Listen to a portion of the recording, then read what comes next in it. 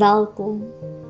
Ek is bly jy luister, waar jy ook al is en hoe jy ook al vandag hier aangekom het. Mag jy welkom voel om hierdie woord te hoor. Ek is Dominee Natasha. En miskien sit jy met 'n koppie koffie. Miskien ry jy in jou kar. Miskien voel jou lewe op die oomblik vol of dalk leeg.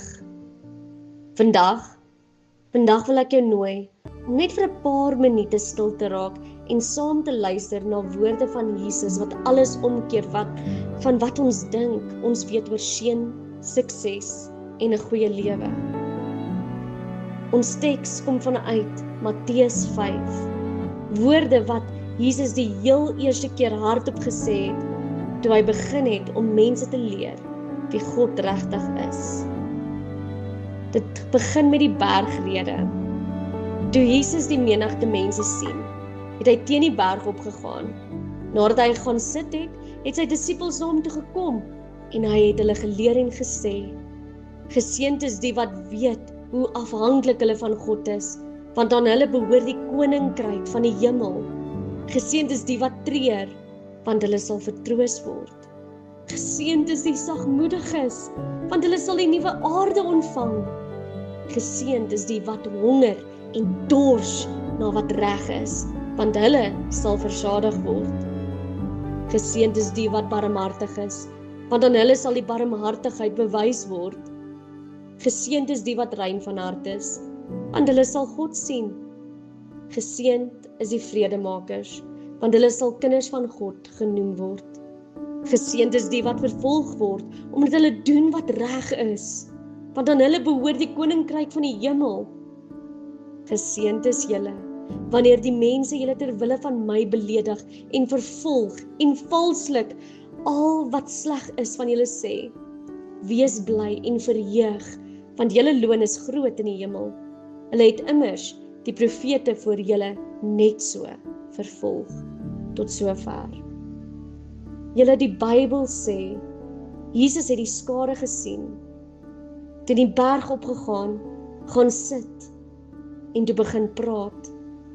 Dis belangrik. Wanneer Jesus sit, beteken dit luister mooi. Dit wat nou volg gaan jou lewe raak. En dan sê hy iets wat niemand verwag het nie. Geseënd is. Maar nie soos die wêreld se geseënd nie. Ons wêreld sê, geseënd is die sterkes, die suksesvoles, die wat alles reg kry. Maar Jesus sê, geseënd is die wat weet hulle het God nodig. Geseënd is die wat treur. Geseënd is die wat sag is. Geseënd is die wat honger en dors na wat reg is. Dis amper asof Jesus sê vir ons, jy hoef nie eers reg te wees voordat God jou sien nie. Bring net jou kant. Al bring dit jou uit jou gemaksone. God se koninkryk begin presies daar waar jy ophou voorgee. Miskien voel jy vandag moeg.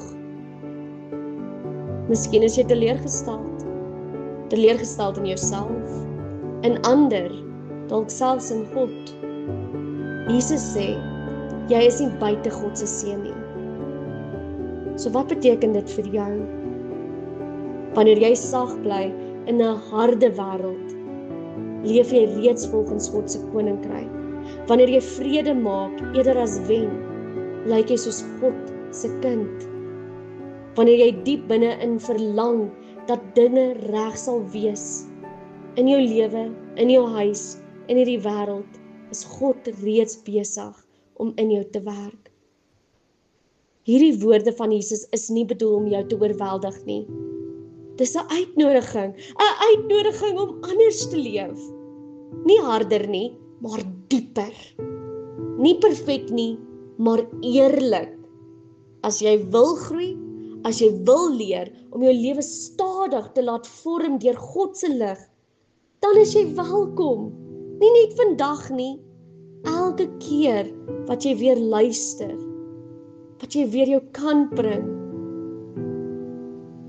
Al is dit moeilik. Mag jy vandag onthou, God se seën is nader as wat jy dink. En dit begin nie by wat jy bereik nie, maar by wie jy is voor God. Dankie dat jy geluister het. Ek hoop hierdie dag is vir julle besonders. Ek daag jou uit. Gaan bid. Maak hierdie tyd 'n kans om net vir 'n oomblik voor die Here te gaan staan en met hom te praat. Geseënde dag.